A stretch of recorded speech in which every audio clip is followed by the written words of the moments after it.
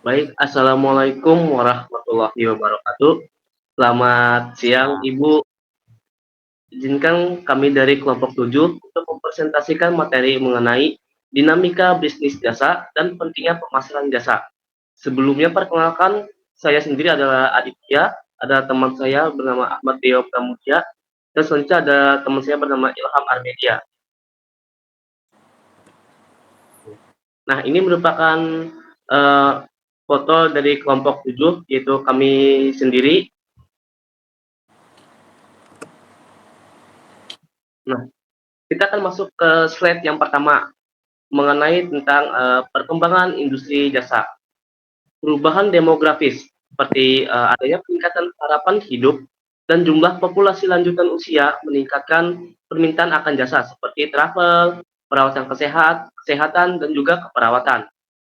Yang kedua, ada perubahan psikografis seperti kemajuan teknologi informasi mendorong perilaku serba instan dan mobilitas tinggi. Nah, yang ketiga juga ada perubahan sosial, yaitu meningkatnya jumlah wanita dalam angkatan kerja dapat menciptakan permintaan yang pesat dalam industri jasa tertentu seperti perawatan kesehatan dan juga pendidikan.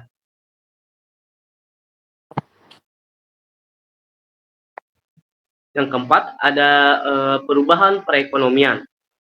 Spesialisasi dalam perekonomian dapat menghasilkan ketergantungan yang lebih besar pada penyedia jasa yang terspesialisasi seperti rumah sakit jantung dan juga konsultan hukum. Nah, yang terakhir di sini ada perubahan politik dan juga hukum. Globalisasi dan deregulasi dapat membuka hambatan ekonomi sehingga terciptanya peningkatan permintaan akan jasa-jasa profesional. Nah, kita masuk ke slide berikutnya yaitu ada situasi strategis di sektor jasa. Yang pertama dari kondisi pasar. Setelah masa puncaknya, terjadi konsolidasi dan persaingan ketat akibat adanya penawaran yang berlebihan di berbagai sektor jasa, seperti penerbangan, perhotelan, dan juga retail. Selanjutnya ada implikasi strategis. Kondisi ini menuntut para pelaku bisnis jasa untuk dapat memiliki analisis strategis yang tepat agar dapat bersaing dan secara terus-menerus berkembang. oke, selanjutnya di sini saya akan menjelaskan karakteristik dan klasifikasi jasa berdasarkan tingkat kontak konsumen. Yang pertama, sistem kontak tinggi. Konsumen harus menjadi bagian dari sistem untuk menerima jasa seperti di rumah sakit atau institusi pendidikan. Yang kedua, sistem kontak rendah. Konsumen tidak perlu berinteraksi langsung dengan sistem untuk menerima jasa. Contohnya, perbaikan mobil atau perbankan. Kemudian, berdasarkan kesamaan dengan manufaktur, jasa murni atau pure service, kontak tinggi tanpa persediaan, misalnya seperti tukang cukur. Kemudian yang kedua, jasa semi manufaktur, kontak rendah dengan kemiripan manufaktur, misalnya seperti asuransi dan kantor pos. Yang ketiga, jasa campuran atau mix, kombinasi kontak menengah, bengkel atau dry cleaning. Kemudian masuk ke pengertian jasa. Ada definisi jasa. Pada dasarnya, jasa adalah sebuah aktivitas ekonomi yang hasilnya bukan produk fisik atau konstruksi yang umumnya dihasilkan dan dikonsumsi secara bersamaan. Kemudian ada kunci sukses dalam berbisnis jasa. Yang pertama adalah memperbaharui jasa yang ditawarkan. Kita bukan kita perusahaan jasa harus beradaptasi dan terus memperbaharui layanan mereka, karena itu merupakan suatu kunci keberhasilan. Seiring perkembangan zaman, perusahaan yang sukses selalu mencari cara untuk melakukan inovasi dan peningkatan jasa akan selalu mendapatkan uh, keuntungan yang besar karena pembaharuan jasa yang selalu ditawarkan oleh perusahaan bisnis jasa tersebut. Terus juga melokalisasi sistem point of service. ketersediaan sangat penting karena uh, jasa tidak bisa disimpan.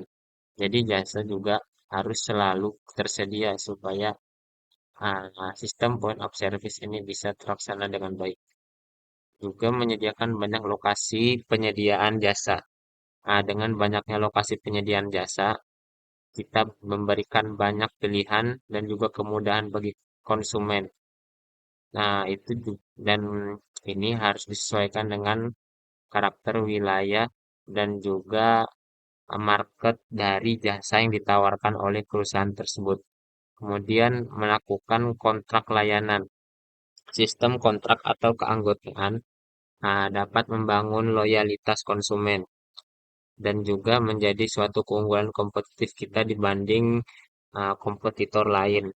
Dengan kita menciptakan sistem kontrak atau mungkin namanya bisa bernama uh, kartu member, maka kita akan mempunyai suatu sistem yang lebih intim terhadap konsumen, supaya konsumen tentunya bakal lebih loyal kepada perusahaan dan bisnis jasa kita. Kemudian menggunakan kekuatan informasi. Data yang kita punya mengenai konsumen, siapa aja konsumennya, apa target pasarnya, terus transaksi apa aja yang dia biasa beli, dan juga SDM dari karyawan yang kita punya merupakan aset yang sangat penting. Karena itu juga akan membedakan jasa kita, jasa yang kita tawarkan dari pesaing, dan juga meningkatkan kualitas layanan perusahaan jasa kita. Terus menetapkan nilai strategis jasa, menganalisis dan mengevaluasi strategi bisnis untuk menjawab pertanyaan krusial mengenai permintaan pasar, persaingan, kualitas layanan akan menghasilkan strategi yang signifikan. Ada kesimpulan dari materi yang kita bahas hari ini, yaitu inti pemasaran jasa. Inti pemasaran jasa tentu saja berbeda dengan pemasaran barang, di mana pemasaran jasa lebih berfokus kepada proses kita dalam menawarkan jasa yang kita tawarkan. Terus juga interaksi antar konsumen, produsen, distributor, produsen dan konsumen, dan juga pengalaman yang tidak berwujud. Seperti contohnya ketika kita menawarkan jasa ojek. Tentunya yang kita tawarkan bukan suatu barang, bukan sesuatu yang bersifat fisik, tapi lebih ke arah pengalaman yang diberikan kepada pelanggan. Semakin cepatnya kita memberikan barang dan lain-lain. Terus ada konsep dramaturgi di mana pemasaran jasa dapat dipahami melalui konsep ini, di mana interaksi antara produsen dan konsumen adalah sebuah pertunjukan yang harus dikelola dengan baik untuk mencapai kepuasan pelanggan. Baik, sekian presentasi dari kami. Kami memohon maaf apabila terdapat kekurangan pada setiap penjelasan yang telah kami jelaskan. Akhir kata, wassalamualaikum warahmatullahi wabarakatuh. Waalaikumsalam warahmatullahi wabarakatuh.